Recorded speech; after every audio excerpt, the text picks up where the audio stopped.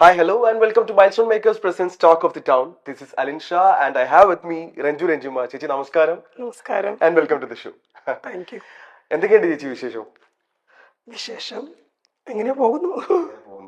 നമുക്കറിയാം ചേച്ചി നമ്മുടെ സമൂഹത്തിൽ നടക്കുന്ന പല വിഷയങ്ങളെ പറ്റിയിട്ടും വളരെ ബോൾഡായിട്ട് സംസാരിക്കുന്ന ഒരു വ്യക്തിയാണ്. ഇപ്പോൾ എസ്പെഷ്യലി ഇപ്പോൾ സ്ത്രീ സുരക്ഷ, അതിനെ പറ്റിയിട്ടുള്ള കാര്യങ്ങളായിക്കോട്ടെ, അല്ലെങ്കിൽ ട്രാൻസ്ജെൻഡേഴ്സിന്റെ റൈറ്റ്സ്, അവരുടെ സുരക്ഷ, അതിനെ പറ്റിയിട്ടൊക്കെ ചേച്ചി പലപ്പോഴും ചേച്ചിയുടേതായിട്ടുള്ള ഐഡിയാസ് അല്ലെന്നുണ്ടെങ്കിൽ ചേച്ചിയുടേതായിട്ടുള്ള ഒരു ഇന്റർപ്രിട്ടേഷൻ ഒക്കെ പറഞ്ഞ ഒരാളാണ്.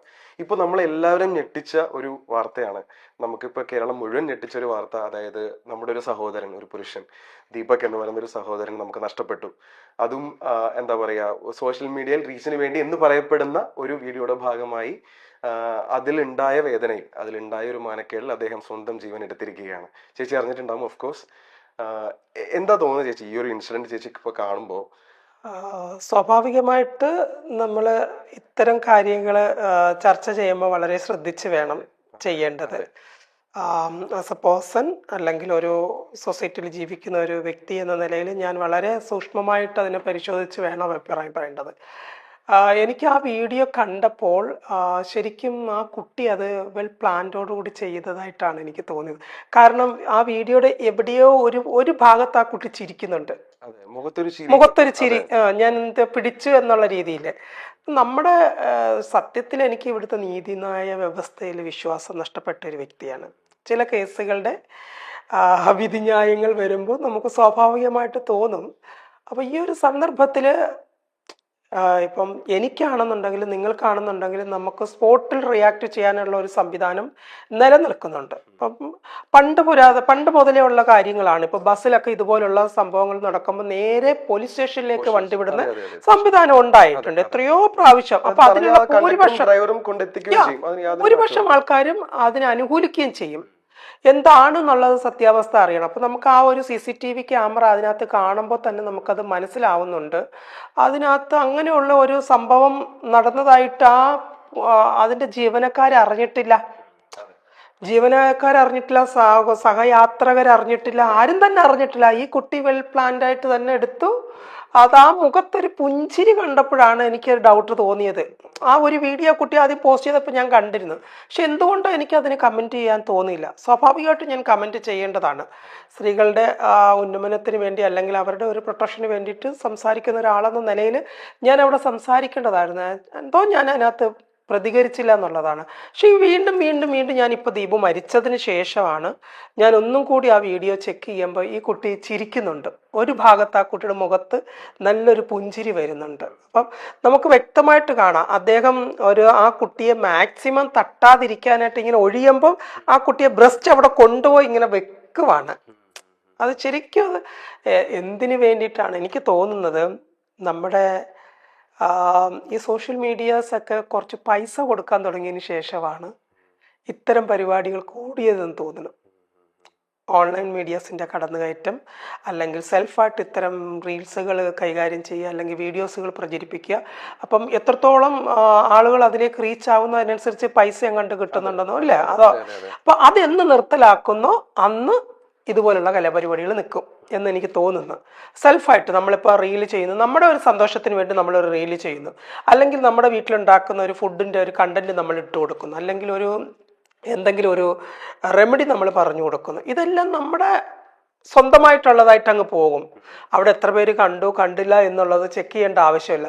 ഇതിപ്പോൾ വലിയൊരു ഘടകമായി മാറിയിരിക്കുകയാണ്. എത്ര പേര് ഇത് കണ്ടു, എത്ര ലൈക്ക് കിട്ടി, എത്ര പേര് ഇത് ഫോളോ ചെയ്തിട്ടുണ്ട്, എത്ര പേര് ഇതിനെ എന്താ പറയുക ടാഗ് ചെയ്തിട്ടുണ്ട്, അല്ലെങ്കിൽ ഷെയർ ചെയ്തിട്ടുണ്ട്. ഇത് ചെക്ക് ചെയ്യലാണ് ഓരോ മനുഷ്യരുടെയും ഇത്. അപ്പോൾ ഇത്തരം സോഷ്യൽ മീഡിയകളിൽ നിന്ന് ആൾക്കാർക്ക് പണം കൊടുക്കുന്ന ഒരു സംവിധാനം നിർത്തലാക്കുകയാണെന്നുണ്ടെങ്കിൽ എനിക്ക് തോന്നുന്നു ഇതുപോലുള്ള കാര്യങ്ങളൊക്കെ കുറച്ച് കുറയാൻ സാധ്യതയുണ്ട്. കാരണം നല്ല നല്ല ഓൺലൈൻ മീഡിയാസുകളുണ്ട് ഇല്ലേ? അവർ നല്ല നല്ല വാർത്തകൾ ഉണ്ടാക്കുന്നുണ്ട്, ആ വാർത്തകൾ ജനങ്ങളിലേക്ക് എത്തിക്കാൻ ശ്രമിക്കുന്നുണ്ട്. പക്ഷെ അതിൻ്റെ ഇടയിൽ അവർക്കും കൂടി ചീത്തപ്പേരുണ്ടാക്കുന്ന തരത്തിലാണ് ഇത്തരം ഇൻഡിപെൻഡൻ്റ് ആയിട്ട് നിന്നുകൊണ്ട് ഒരാൾ ചെയ്യുന്നത്. അപ്പം ശരിക്കും പറഞ്ഞു കഴിഞ്ഞാൽ ഇവിടുത്തെ നിയമവ്യവസ്ഥ ഇപ്പോൾ ആ കുട്ടിക്ക് സപ്പോർട്ടായിട്ട് നിൽക്കുന്നതായിട്ട് എനിക്ക് തോന്നുന്നു. രക്ഷപ്പെടാൻ ഒരു മാർഗം ഒരുക്കിയോ എന്നൊരു സംശയം. അല്ലെങ്കിൽ എത്രയും പെട്ടെന്ന് അവർ നമ്മുടെ നിന്ന് പോയി, എവിടെയാണെന്ന് ആളറിയുന്നു, മറഞ്ഞുപോയാണ്. മറഞ്ഞുപോയി. ആള് രംഗത്തില്ലാത്തൊരവസ്ഥ വരിക എന്നുള്ളത് അറിയില്ല. മേ ബി നമ്മളിപ്പം ഫ്യൂച്ചർ ഇപ്പൊ ഈ അടുത്തൊക്കെ കണ്ട ചില അറസ്റ്റുകൾ പോലെ ഇതും സംഭവിക്കാം. ഇതിപ്പോ നമ്മളെ ഒരു 2-3 വർഷത്തോട്ട് പിന്നോട്ട് പോകുമ്പോഴത്തേക്കും ഇതേപോലെ ബസ്സിലിരുന്ന് അനാവശ്യം കാണിച്ച, അതായത് ഒരു എക്സിബിഷനിസം കാണിച്ച ഒരു അതെ വ്യക്തി, അതെ അത് ആ സമയത്ത് ആ ഒരു പെൺകുട്ടി എടുത്തൊരു നിലപാടിനെ എതിർക്കുകയാണ് ഭൂരിഭാഗം നാട്ടുകാരും ചെയ്യുന്നത്. അതായത് ആ കുട്ടിയുടെ ഇഷ്യൂ ആണ്, ആ കുട്ടി ഒരു നല്ല കുട്ടിയല്ല, ആ കുട്ടിയുടെ വസ്ത്രധാരണം ഓൾറെഡി ശരിയല്ല.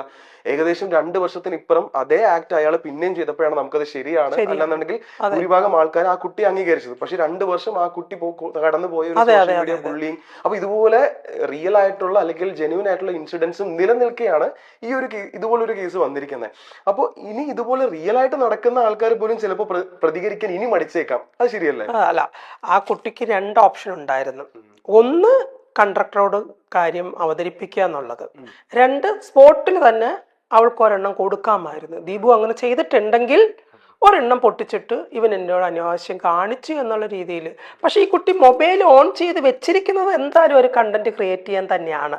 അതായത് അങ്ങനെ ഒരു ആക്ട് നടക്കുന്നതിന് മുന്നേ മൊബൈൽ എത്രയോ നേരം. അതെ അതെ അതെ, ആ കുട്ടി കുറെ നേരത്തിന് മുമ്പേ, അപ്പോൾ ഒരു പൊസിഷൻ ലെവൽ വരെ കുട്ടി ക്രിയേറ്റ് ചെയ്യുവാണ് അതിനകത്ത്.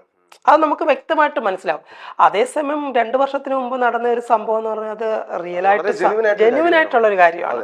എനിക്കത് പേഴ്സണലായിട്ട് അറിയാവുന്ന ഒരു കാര്യമാണ്. ഇവിടെ ഇപ്പോൾ പലപ്പോഴും ഞാൻ ശ്രദ്ധിച്ചിട്ടുണ്ട്, വസ്ത്ര സ്വാതന്ത്ര്യത്തിനെതിരെ സംസാരിക്കുകയും നിന്റെ വസ്ത്രം മോശമായത് കൊണ്ടാണ് ഇത്തരം പ്രവണത കൂടി വരുന്നതെന്നൊക്കെ അത് ഞാനും കേട്ടിട്ടുള്ളതാണ്. അപ്പം എന്നോടും കുറേ പേര് അനുഭവങ്ങൾ പറഞ്ഞിട്ടുള്ളതാണ്. ഒരാളുടെ വസ്ത്രം വെച്ചിട്ട് ഒരാളുടെ മെന്റാലിറ്റി അളക്കാൻ പറ്റുമെന്ന് എനിക്ക് അറിയില്ല, ഒരിക്കലും പറ്റില്ല. അവരുടെ ആ ഒരു അവരുടെ ബോഡി അത് അക്സെപ്റ്റ് ചെയ്യുന്നുണ്ടെന്നുണ്ടെങ്കിൽ അത് അവർക്കത് യൂസ് ചെയ്യാമെന്നുള്ളതാണ്. എൻ്റെ ബോഡിക്ക് എനിക്ക് സൂട്ടബിൾ ആയിട്ടുള്ള ഒരു ഡ്രസ്സ്, എനിക്ക് സ്ലീവ്ലെസ് ആണ് എനിക്ക് സൂട്ടബിൾ, എനിക്ക് കൂടുതൽ ബ്യൂട്ടിഫുൾ ആയിട്ട് തന്നെ തോന്നുന്നു, എനിക്ക് തോന്നുന്നുണ്ടെങ്കിൽ ഞാൻ തീർച്ചയായിട്ടും അത് വെയർ ചെയ്യും. അതെ. ഇപ്പോ ഈ ഒരു കേസ് എടുക്കാൻ പോയി ലാസ്റ്റ് നടങ്ങിയ ഒരു കേസ് അല്ലെ, നമ്മള് അതിനുശേഷം അവരുടെ കുടുംബാംഗങ്ങളുടെ റിയാക്ഷൻ കണ്ടതാണ്. അപ്പോ അവരുടെ കൂടെ താമസിക്കുന്ന ആൾക്കാരല്ലാന്നുണ്ടെങ്കിൽ അവരുടെ ഫ്രണ്ട്സ്, കൂടെ വർക്ക് ചെയ്യുന്ന, അതായത് ദീപുവിന്റെ കൂടെ വർക്ക് ചെയ്യുന്ന ആൾക്കാര് ഇങ്ങനൊരു ആക്ട് ചെയ്യാൻ യാതൊരു സാധ്യതയും ഇല്ലാത്തൊരു വ്യക്തിയാണ് അദ്ദേഹം. വളരെ പാവം, ഒരു കുറച്ച് ഇൻട്രോവേർട്ട് ആയിട്ടുള്ള, വളരെ സോഫ്റ്റ് സ്പോക്കൺ ആയിട്ടുള്ള, എല്ലാവർക്കും ഇത്രയും വർഷമായിട്ട് നല്ലത് മാത്രം പറയുന്ന ഒരു വ്യക്തി. ഇതിപ്പോ നോക്കുമ്പോ ഇതുപോലൊരു സോഷ്യൽ മീഡിയ ആക്ടിന്റെ ഒരു ഭാഗമായിട്ട് അദ്ദേഹത്തിനും അല്ലെങ്കിൽ അദ്ദേഹത്തിന്റെ കുടുംബത്തിനും മാത്രമാണ് നഷ്ടം ഉണ്ടായിരിക്കുന്നത്. ഇന്ന് ചിലപ്പോൾ ഈ ഒരു വിഷയം കണ്ടിട്ട് ആൾക്കാരെല്ലാവരും റിയാക്ട് ചെയ്യുന്നുണ്ടാവും. നമ്മൾ ഈവൻ ഇപ്പം ഇൻക്ലൂഡിങ് മീ, എനിക്ക് പോലും ഒരു കണ്ടന്റ് ആണത്. അതെ അതെ തീർച്ചയായും. ടു ബി വെരി ഓണസ്റ്റ്, ഇത് എനിക്ക് പോലും ഒരു പോസ്റ്റ് ഇടാനോ അല്ലെങ്കിൽ ഒരു പോസ്റ്റിന്റെ അടിയിൽ പോയി ഒരു കമന്റ് കൊടുക്കാനുള്ള ഒരു കണ്ടന്റ് മാത്രമാണിത്. ഇതെന്തായാലും മാഞ്ഞു പോകും, ഇത് മാഞ്ഞു പോകും. അടുത്ത ന്യൂസ് വരും. പക്ഷെ നഷ്ടം എപ്പോഴും ദീപകിന്റെ വീട്ടുകാർക്ക് തന്നെയാണ്. അപ്പം ഞാനിപ്പോൾ ഒരു പോസ്റ്റിനടിയിൽ കമന്റ് കൊടുത്തിട്ട് വരും. ഇപ്പോഴൊരു സെക്കൻഡ് മുമ്പ് ഞാൻ കൊടുത്തതേ ഉള്ളൂ. എനിക്ക് തോന്നുന്നു ഈ ഒരു ആത്മഹത്യാ പ്രവണത എന്ന് പറഞ്ഞ എല്ലാവരിലും ഉണ്ട്. ഒരു സെക്കൻഡിൽ സംഭവിക്കുന്ന ഒരു കാര്യമാണത്. അപ്പോൾ ആ ഒരു സെക്കൻഡിൽ നമ്മളെ ഒന്ന് ബാക്കിലേക്ക് വലിക്കാൻ ഒരു കൈകൾ എവിടുന്നെങ്കിലും വന്നു കഴിഞ്ഞാൽ അത് ചിലപ്പോൾ ജീവിതത്തിൽ ഒരിക്കലും അങ്ങനെ ചിന്തിക്കുക പോലും ചെയ്യില്ല. ദീപക്കിനും അങ്ങനെ സംഭവിച്ചില്ല എന്നുള്ളതാണ്. കാരണം ദീപു നോക്കുമ്പോൾ സൊസൈറ്റി നിന്ന് അവനെ കളിയാക്കുന്ന തരത്തിലുള്ള നോട്ടങ്ങൾ വന്നു തുടങ്ങുന്നു. പരിഹാസത്തോടുള്ള ചിരികൾ വരുന്നു. നീ ഇത്രയും നാളും ജെന്റിൽമാനായിട്ട് നടന്നിട്ട് നീ ഇങ്ങനെ ഒരുത്തനായിരുന്നോ എന്ന് അവന്റെ ബന്ധുമിത്രാദികളുടെ ഭാഗത്ത് നിന്നൊരു ചോദ്യം വരാൻ സാധ്യതയുണ്ടാകും. അവന്റെ പെറ്റമ്മയെ പോലും ഫേസ് ചെയ്യാനുള്ള ഒരു മടി. അറ്റ് ദ സ്പോട്ടിൽ സംഭവിച്ച ഒരു കാര്യമാണ് ഈ ഒരു ആത്മഹത്യ. അറ്റ് ദ സെയിം ടൈമിൽ ആരെങ്കിലും അവനെ ഒന്ന് മുറുക്ക പിടിച്ചിരുന്നുവെങ്കിൽ, നീ പേടിക്കണ്ട, നമ്മളുണ്ട് ഇത് കൂടെ, നിന്നെ ഞങ്ങൾക്ക് അറിയാമല്ലോ, നീ ധൈര്യമായിട്ടിരിക്കൂ, നമുക്കിത് ആക്ഷൻ എടുക്കാം എന്ന് പറഞ്ഞൊരു കൂട്ടം ആൾ മേ ബി ഉണ്ടായിട്ടുണ്ടോ എന്ന് നമുക്ക് അറിയത്തില്ല. നമ്മൾ എപ്പോഴും ഔട്ട്സൈഡേഴ്സ് ആണ്. പക്ഷെ അത് അങ്ങനെ ഒരാളുണ്ടായിരുന്നുവെങ്കിൽ ഒരുപക്ഷെ ദീപുവിന് ഫൈറ്റ് ചെയ്യാൻ പറ്റുമായിരുന്നു.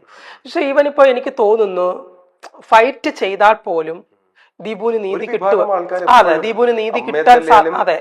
ദീപുവിന് നീതി കിട്ടാൻ സാധ്യത വളരെ കുറവാണ്. കാരണം ഇന്നത്തെ നിയമവ്യവസ്ഥ അതാണ് നമ്മളെ ചൂണ്ടിക്കാണിക്കുന്നത്. 100% അതാണ് നമ്മളെ ചൂണ്ടിക്കാണിക്കുന്നത്. കാരണം ഇത്രയും ഒരു പ്രശ്നം നടന്നിട്ട് പോലും ഈ സമയത്തും ആ കുട്ടി ചെയ്തതിനെ സപ്പോർട്ട് ചെയ്യുന്ന ഒരുപറ്റ ആൾക്കാരുണ്ട്. അതെ, തീർച്ചയായും. അപ്പം നമ്മൾ ചിന്തിക്കുവാണ്, ഈശ്വര, ഇത് ലോകത്ത് പച്ചയായ സത്യങ്ങൾ കണ്ടിട്ട് പോലും അതിനെ അല്ല എന്ന് പറയുന്ന ഒരു പറ്റം ജനങ്ങളുണ്ടെന്നുണ്ടെങ്കിൽ തീർച്ചയായിട്ടും ഇതിനെ തിരിച്ച് ദീപു കുറ്റക്കാരനാണെന്ന് കണ്ടെത്താൻ ഇവർ ശ്രമിക്കും. ദീപുവിന് ശിക്ഷയും വാങ്ങിച്ചു കൊടുത്തേക്കാം. മനസ്സിലായ? അപ്പൊ ഇതൊന്നും എനിക്ക് കാണുകയും വേണ്ട, കേൾക്കുകയും വേണ്ട എന്ന് പറഞ്ഞിട്ട് എടുക്കുന്ന ഒരു തീരുമാനമാണ്. അപ്പൊ ഇതേ ഒരു അവസ്ഥ കഴിഞ്ഞ ദിവസം ഞാനും ഒരു നടിയും തമ്മിൽ സംസാരിച്ചതാണ്, ആത്മഹത്യ ചെയ്യുന്നതിനെ കുറിച്ച്. അപ്പം ഞങ്ങൾ പലപ്പോഴും പറയാറുണ്ട്, ആത്മഹത്യയെപ്പറ്റി ഞങ്ങൾ തമ്മിൽ സംസാരിക്കുമ്പോൾ ഒരിക്കലും അത് ചെയ്യരുത്. നമ്മളിവിടെ ഭൂമിയിൽ ജനിച്ച് വീണിട്ടുണ്ടെങ്കിൽ നമ്മൾ ജീവിച്ച് തീർക്കാൻ ബാധ്യസ്ഥരാണ്. നമ്മൾ എന്തിനാ അതിനു വേണ്ടി ചെയ്യുന്നത്?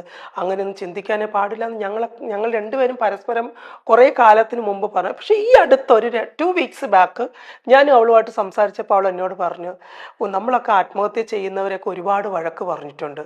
സത്യത്തിൽ അവരായിരുന്നു ശരിയെന്ന് തോന്നിപ്പോവുകയാണ്. കാരണം ഒന്നും കാണുകയും കേൾക്കുകയും വേണ്ടല്ലോ എന്നുള്ളതൊരു സത്യമല്ലേ രഞ്ജു എന്ന് എന്നോട് ചോദിച്ചപ്പോൾ ഞാനും ചിന്തിച്ചു പോയി. ശരിയാണ്, ചില സന്ദർഭങ്ങളിൽ ഇവനിപ്പം ഞാനും ചിന്തിച്ചിട്ടുണ്ട്. ഞാനും ആ തുമ്പത്ത് വരെ എത്തിയിട്ടുള്ള ഒരാളാണ്.